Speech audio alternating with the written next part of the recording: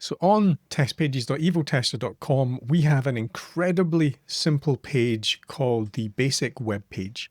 And in this video, I'm going to show you how even a page as simple as this can help you learn how to test web applications. Now, what this page has, if we don't know what we're doing, a set of instructions. And there are some hints as to what we might want to do. We might want to do some technical web testing using the dev tools. We might want to automate it. So I'm going to let you work through the examples and exercises as you do. What I wanted to cover here are the basic information you might need to know to test this. So you can see that the page has quite a lot of stuff. We've got sidebars, we've got navigation elements, we've got tag clouds, categories, we've got menus up here. But all we really want to focus in on are these three things in the middle: paragraphs and the button. This is essentially what we're trying to test.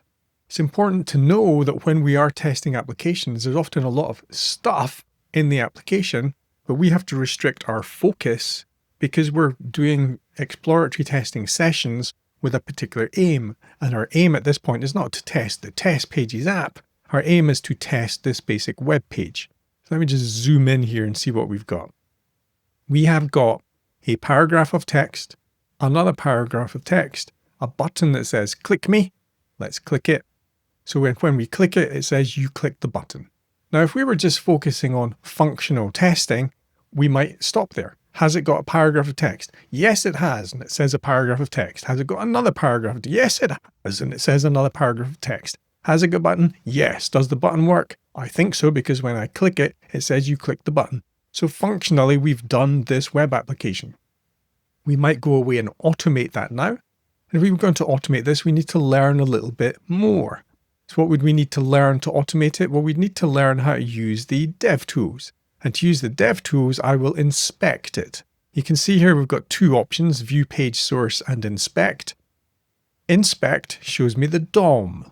What is the DOM? The DOM is the document object model, which is how the browser is representing the page. That is different from the source, because the source is what the server sends to the browser. Then the browser turns the source into a DOM such that we can interact with it. So I've done inspect on click me, and the button is now highlighted. So we can see that the area that we're trying to test is everything within this div, which has got the class centered. So at this point, even with an incredibly basic web page, we can see that there are things we need to understand. What is a div? If we don't know what a div is, how can we properly test a website? We've got a paragraph of text which is represented by a P. What are these other things? The attributes. We've got an ID, we've got a class. We need to learn what these things are. So let's keep it simple for the moment.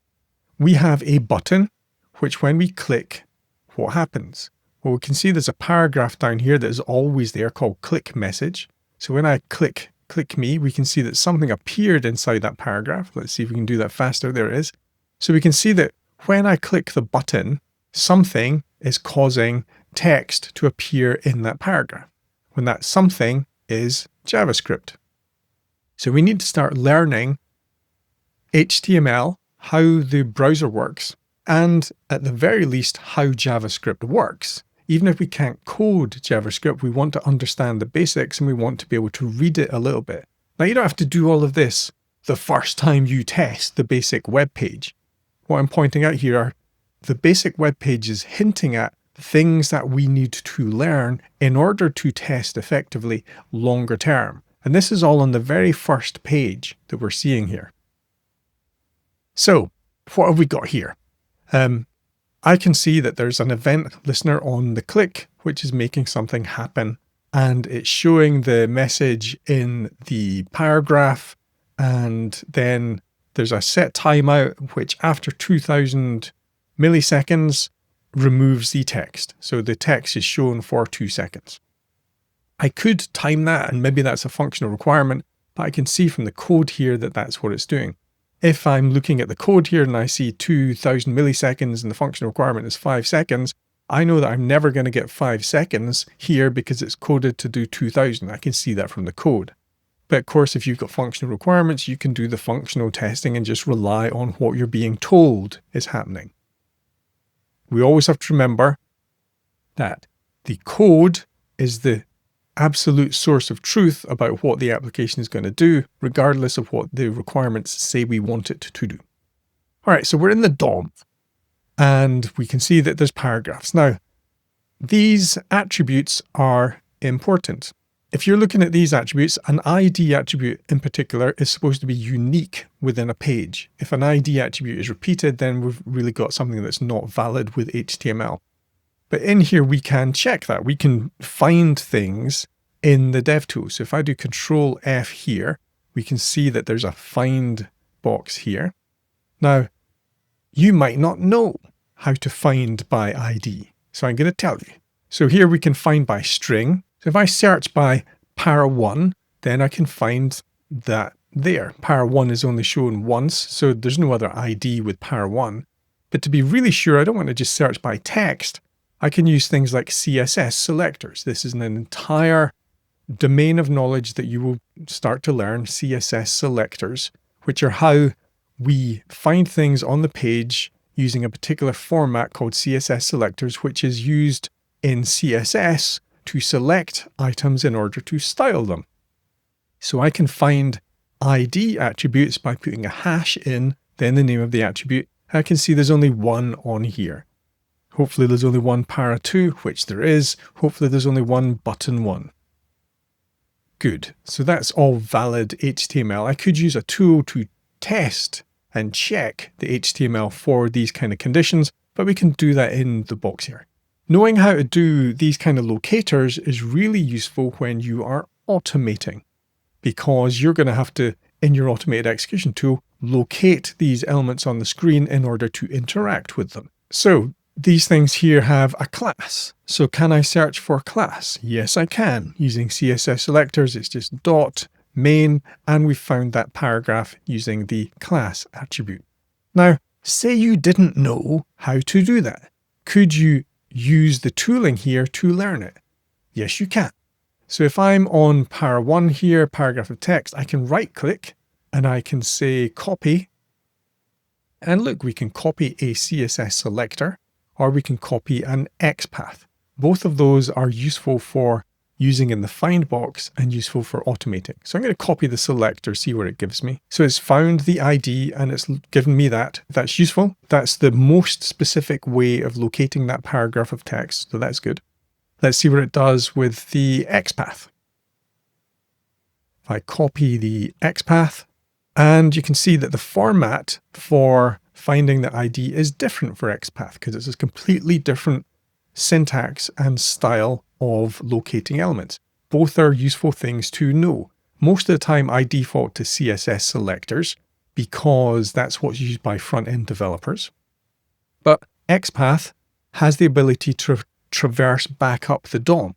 Navigating backwards is something you can only do in XPath, you can't do with CSS selectors. But all of this will become apparent over time. As you work through the test pages, then you will need to learn those things. And just point out that they exist, just so you're aware of possibilities. So we can use built-in tooling in the DevTools to help us identify and select things. But now we can go further than that. So we can use the AI assistance in the browser to do this. Let me get the AI assistance up. Okay, so the AI is saying, how can I help you? Right, well, I've already selected this element. So I'm going to ask it, what CSS selectors could I use to locate this paragraph? So when we did the copy CSS selector, it gave us one option, which was the hash para1. So now, by asking for more options, it's telling me quite a lot of information.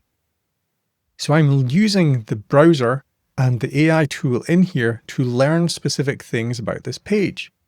It's really useful to do that on a very simple page because there's a lot less clutter and you're honing in on the specific information that you want to learn before trying to use it in a very complex environment.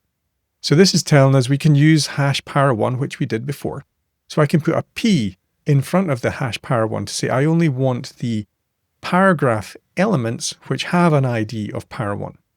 So if there were multiple para1s in there, and one was associated with a button and one was associated with a paragraph, I can find the paragraph by using p hash para1.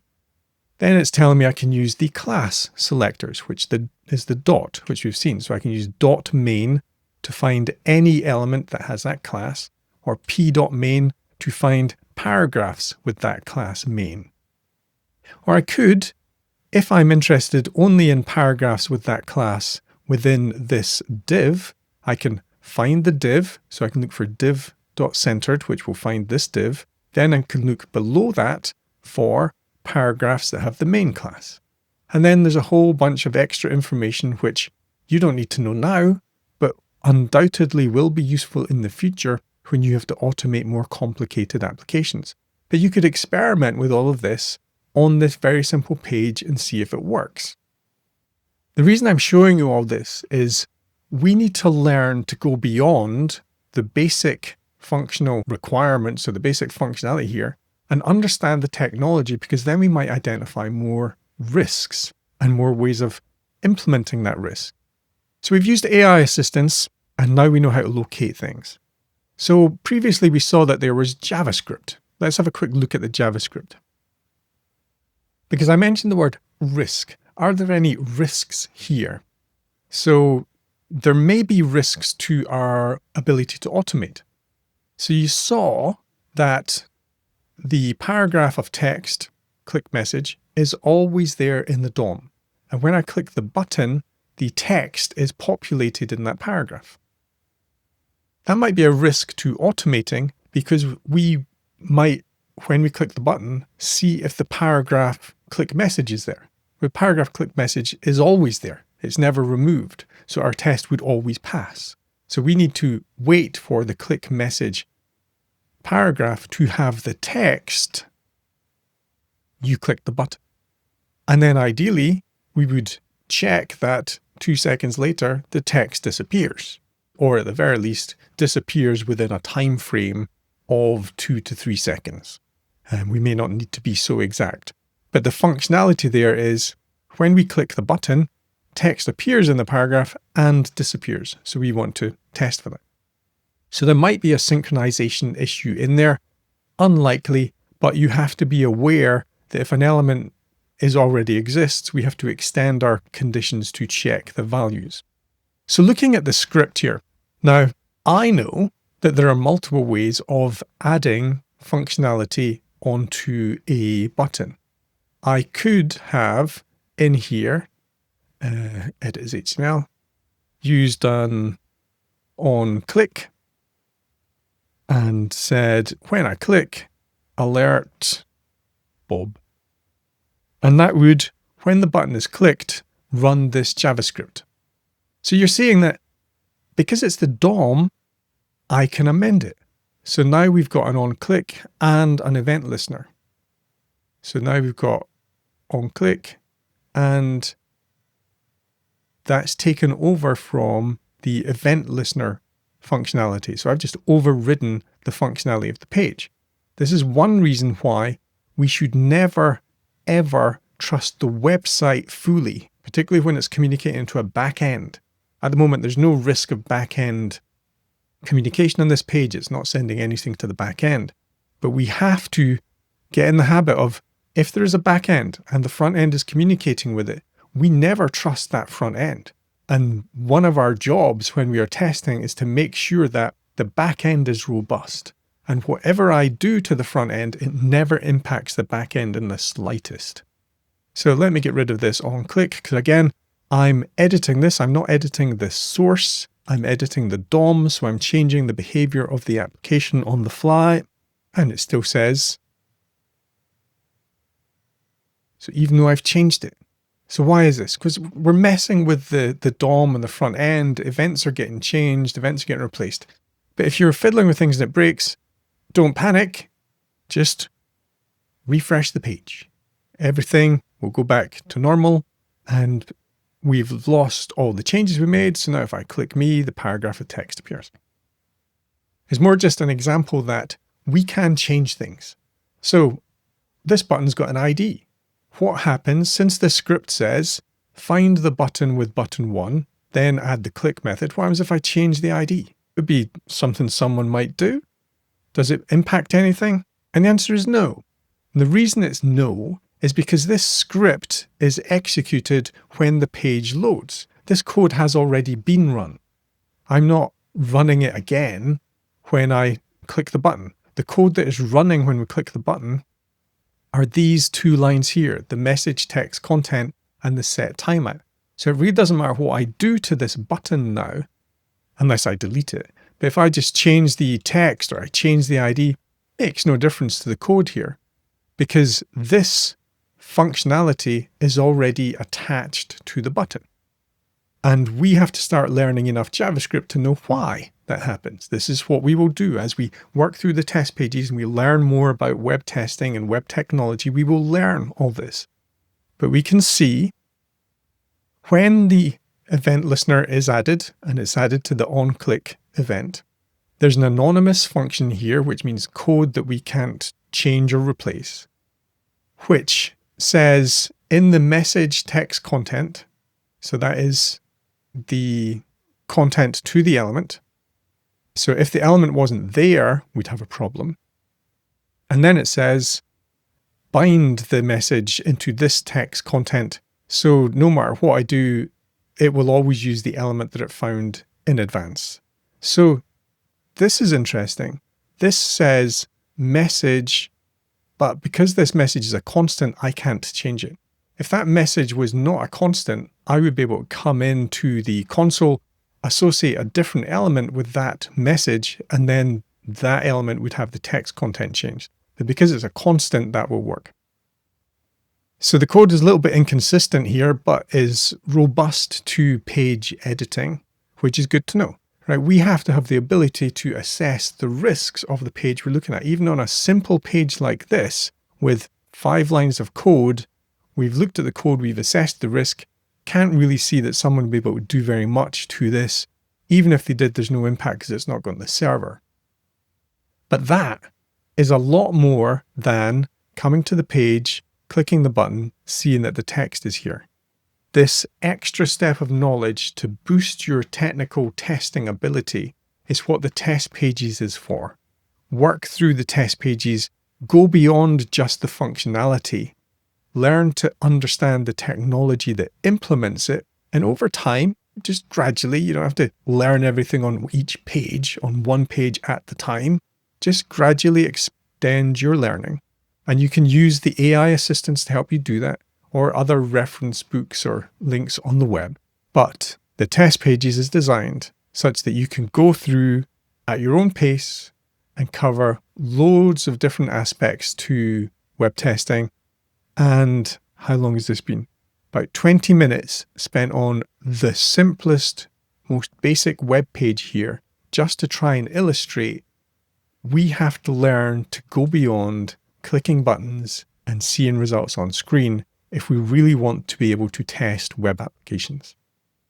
And you can use testpages.eviltester.com to do that. Thanks for tuning in.